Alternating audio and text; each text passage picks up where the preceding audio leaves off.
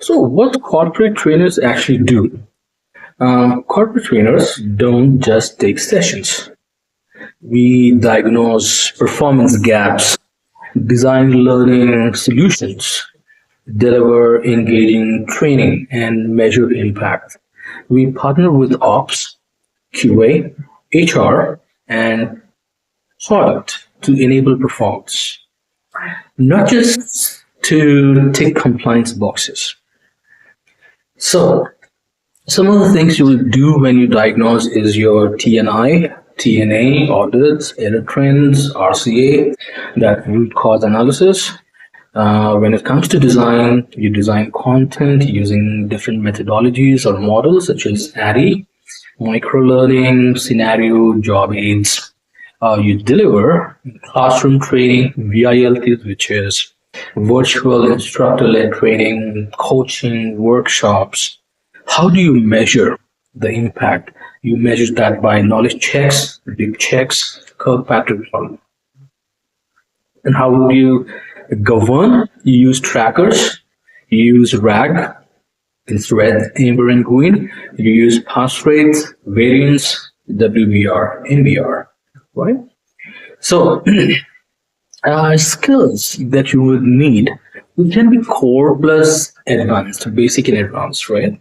So, here are the skills that a hiring manager would actually check. Your core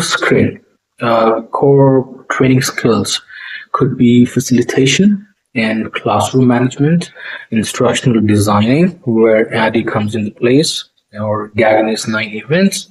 Yeah, how you assess, which is MCQs, scenarios, role plays, capstone. Feedback and coaching models such as GROW, SBI, or Triad. Your business communication, accent, pronunciation. Then, if you look at performance and analytics, you need to run TNI, RCA's metrics linkage, such as with QA, AHT, FTR, CSAT, NPS. Governance, of course, includes your RAG variances, pass rates, and weekly trends. Then your dashboard basics, such as Excel sheets, pivot, conditional formatting, and that. So, if you are from ops or QA background and you already have process knowledge and metric orientation, that's a strong bridge to training, right? Certifications and framework. Well, you do not need a certification to start, but the right framework and credentials can accelerate your credibility, right? So learn ADDIE, Gagne's 9 events, Kirkpatrick model, learn coaching models. There are certain optional certifications which you can go for, like T3, ATD, ISTD, right? So if the budget is tight, prioritize building a portfolio and mastering the framework over certifications. So pick your niche. That's very important, right? You can be jack of all trades but master of none. So definitely look for specializing in one niche, right? Which basically aligns with your background. Okay, so it can be voice and accent, communication, can be process or domain, quality or compliance, sales or soft skills, or you can be a technical trainer as well if you have been working in IT company. So build a portfolio. Your portfolios proves you can design, you can deliver, and you can measure, right? So what would your portfolio include? It would include flagship decks, which is 10 to 12 slides, a facilitator guide, the timings, questions, prompts, learners, handouts, assessment pack, 1 to 2 session clips, governance tracker snapshots, impact story, and testimonials. Make it outcomes first. Show what improved and how you measured it. Okay, get experience, even if you're new to it. So experience beats theory. Here's how to get it fast, even without a trainer title. Volunteer to run a refresher on top defects from QA audits. Lead micro sessions in team huddles, 10 to 15 minutes of job aid. Code deliver with an existing trainer. Request teachbacks. Create floor posters. Propose a dip check. Build scenario banks, role play scripts. You can also convert SOPs into micro learning modules. Right? Now, how to land the job, right? Think like a hiring manager. They want to see training impact and room handling. So here are some resume tips. Quantify, okay?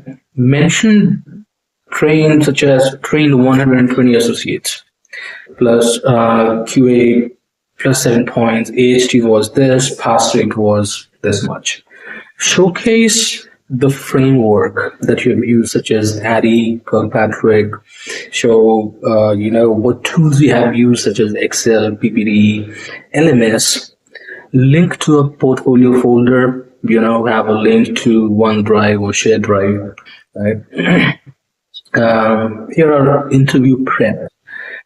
Prepare two impactful stories: situation, intervention, results. Okay. Be ready to explain how you convert QA defects into training and measure uplift. Expect questions of handling resistance, quiet rooms, hybrid, delivery. You can also plan demo sessions, which should be not more than 10 to 15 minutes. So start with a hook plus a clear objective of the session.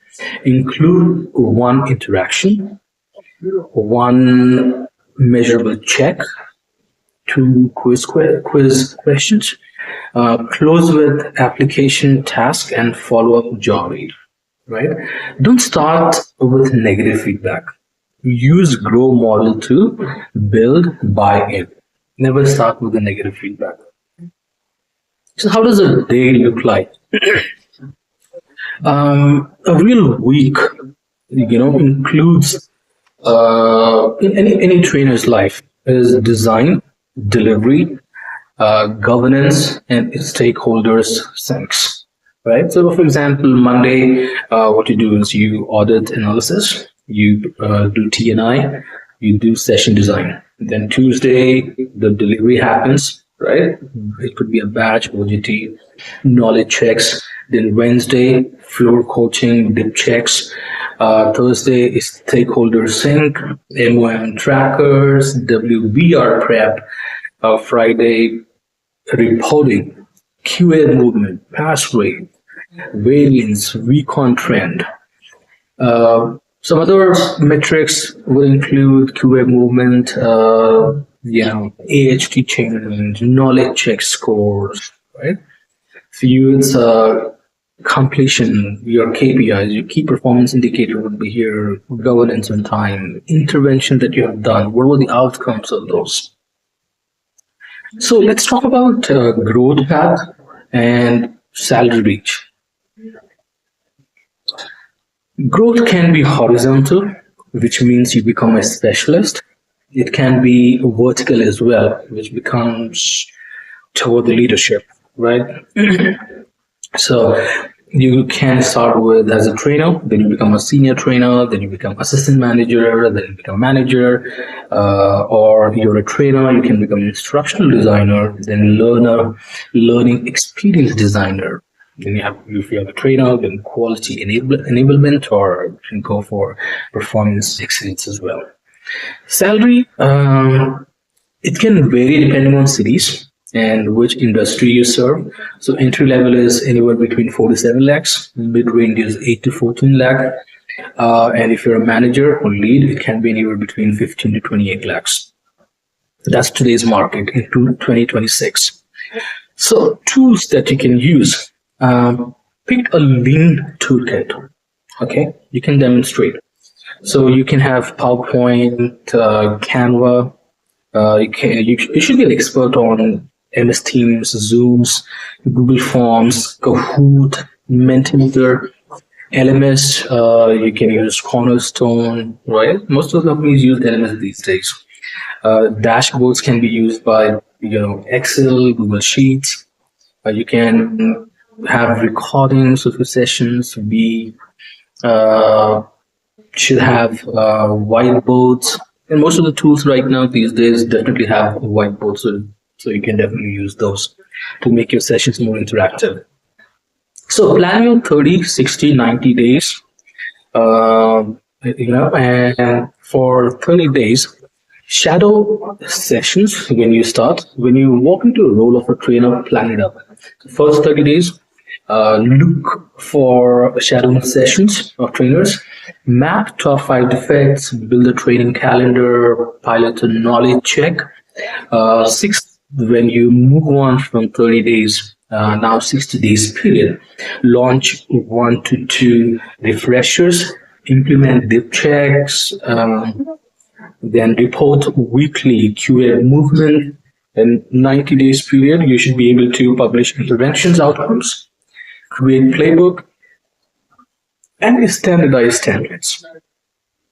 So some of the facts and action plan, which I'm always being asked questions on this. So some people ask, do I really need a certification to start? No, but framework and portfolios matter. Right? Can ops QA switch to training? Yes. Leverage domains plus metrics orientation. Yes, they do have an option, and they do have leverage of moving when they are moving to a trainer's role. So what if I'm introvert? That happens a lot, and to a lot of people. You want to become a trainer, but then you're introvert, right? Learn facilitation, choreography, and activity design. Okay. Practice. Never miss the chance when you get to practice or when you get to deliver a session. So how do I stand out? The market is so competitive, right? Show before, after impact. Clean trackers. People are interested in what was the performance before and how the performance has improved after your intervention. That's how you're going to stand out, right? So pick a niche, list your top 3 training outcomes, build a 10-slide flagship deck, 1 job aid, and 5 MCQs. Offer a 15-minute refresher to your team based on QA data, right? Capture 1-page outcomes report.